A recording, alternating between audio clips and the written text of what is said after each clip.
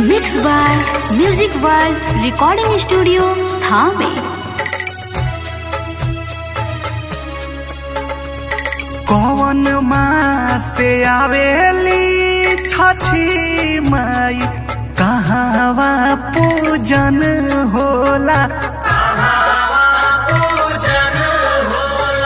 किए करेलाई बरतिया हो, केकरा के अर्घ देली,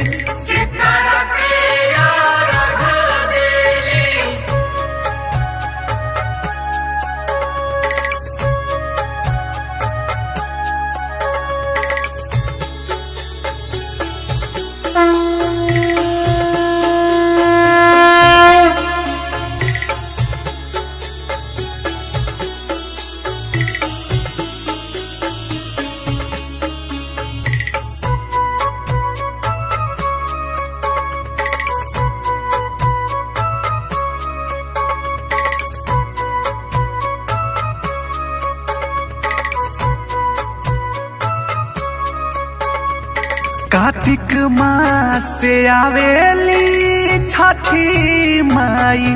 घाट पर पूजन होला,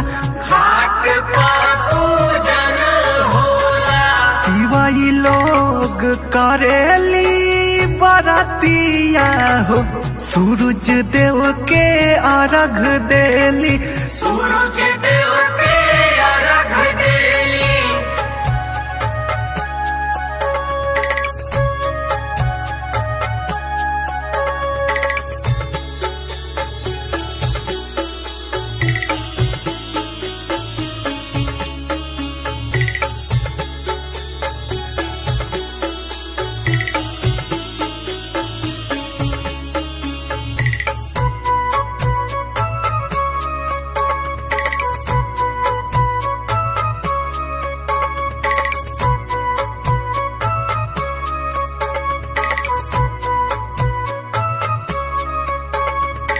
के लिखे माई के गीतिया हो,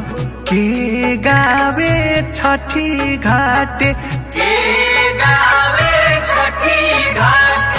सारा महाविकास लिख गीतिया हो,